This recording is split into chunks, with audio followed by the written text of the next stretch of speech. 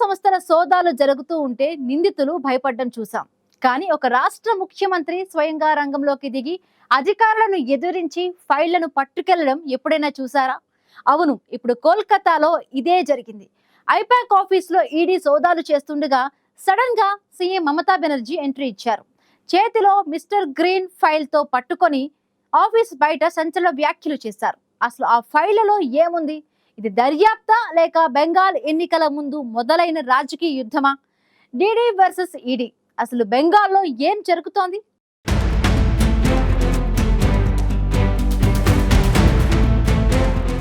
దేశ రాజకీయాల్లో మరోసారి కేంద్ర దర్యాప్తు సంస్థల దాడులో ప్రకంపనలు సృష్టిస్తున్నాయి. ఈసారి ఈడీ లక్ష్యం దేశంలోని అత్యంత శక్తివంతమైన పొలిటికల్ కన్సల్టెన్సీ సంస్థ ఐపాక్. గురువారం వేకువజామున 6 గంటలకు ప్రారంభమైన ఈ సోదాలు ఒకానొక దశలో పశ్చిమ బెంగాల్ ముఖ్యమంత్రి మమతా బెనర్జీ నేరుగా రంగంలోకి దిగడంతో హై వోల్టేజ్ డ్రామాగా మారాయి. ఐపాక్ అంటే Indian political action committee. 2021 assembly ఎన్నికల్లో టీఎంసీకి అఖండ విజయం అందించడంలో కీలక పాత్ర పోషించిన ఈ సంస్థ ప్రస్తుతం బెంగాల్ అధికార పార్టీకి వెన్నెముకగా ఉంది.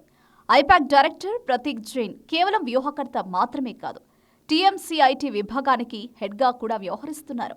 అయితే 2020 నాటి బొగ్గు అక్రమ రవాణా కేసులో మనీ లాండరింగ్ కోణాన్ని దర్యాప్తు చేస్తున్న ఈడీకి హవాలా మార్గంలో ఐపాక్ ఖాతాలోకి కోట్లాది రూపాయలు చేరాయనే సమాచారం అందింది. దీని ఆధారంగా కోల్కతాలోని ప్రతీక్ జైన్ నివాసం, సాల్ట్ లేక్ ఐపాక్ ఆఫీస్తో పాటు ఢిల్లీ సహా మొత్తం 10 ప్రాంతాల్లో ఈడీ సోదాలు నిర్వహించింది.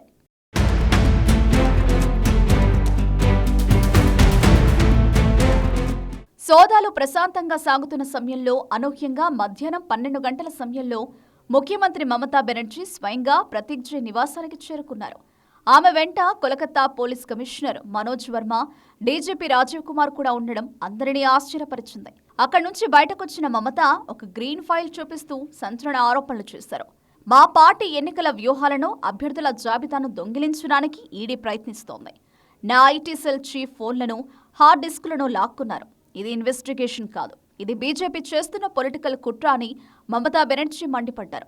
ఆమె నేరుగా ఐపాక్ కార్యాలయానికి వెళ్లి ఈడీ తీసుకెళ్లేందుకు సిద్ధం చేసిన కొన్ని పత్రాలను తిరిగి తీసుకువచ్చినట్లు తెలుస్తోంది. అయితే మమతా చర్యపై ఈడీ తీవ్రంగా స్పందించింది. దర్యాప్తును అడ్డుకోవడమే కాకుండా ముఖ్యమంత్రి స్వయంగా వచ్చి సాక్ష్యాలను తీసుకెళ్లారని ఆరోపిస్తూ కోల్కతా హైకోర్టులో పిటిషన్ దాఖలు చేసింది. సీఎం హోదాలో ఉండి విచారణలో జోక్యం చేసుకోవడం రాజ్యాంగ విరుద్ధమని ఈడీ పేర్కొంది. హవాలా ఆపరేటర్ల ద్వారా ఐపాక్కు నిధులు అందాయన్నది తమ వద్ద ఉన్న పక్కా ఆధారమని ఈడీ గట్టిగా వాదిస్తోంది.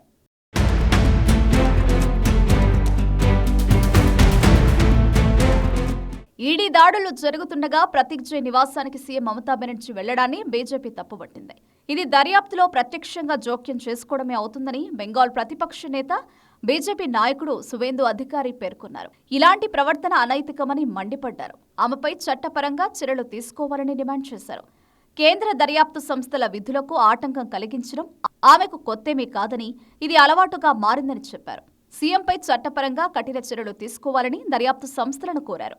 లేకపోతే రాష్ట్ర ప్రజలకు తప్పుడు సంకేతాలు వెళతాయన్నారు. మరోవైపు ఐపాక్ సంస్థ టీఎంసీకి కళ్ళు చెవులుగా మారాయని కాంగ్రెస్ సీనియర్ నేత అధీర్ రంజన్ చౌదరి ఆరోపించారు. ఆ సంస్థ బెంగాల్లో టీఎంసీ గెలుపు కోసం రాజకీయంగా అనైతిక కుట్ర కార్యకలాపాలకు పాల్పడుతోందని విమర్శించారు. ఒక కార్పొరేట్ సంస్థలో ఈడీ దాడులు చేస్తుంటే మమతా బెనర్జీ ఎందుకంత ఆందోళన చెందుతున్నారని ప్రశ్నించారు.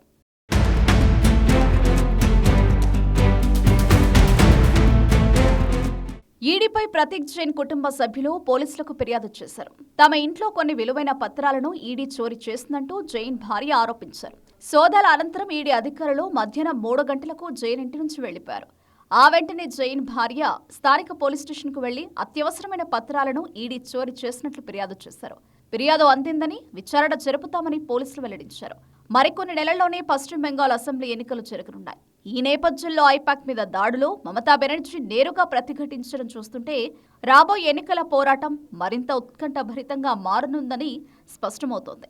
ఇది కేవలం అవినీతికి వ్యతిరేకంగా జరుగుతున్న విచారణ, లేక ఎన్నికల యుద్ధంలో ప్రత్యర్థిని దెబ్బకొట్టే వ్యూహమా? ఏదేమైనా కోల్కతా హైకోర్టు తీర్పు, ఈడీ తదుపరి చర్యలు బెంగాల్ రాజకీయాలను ఏ తీరానికి చేరుస్తాయో వేచి చూడాలి.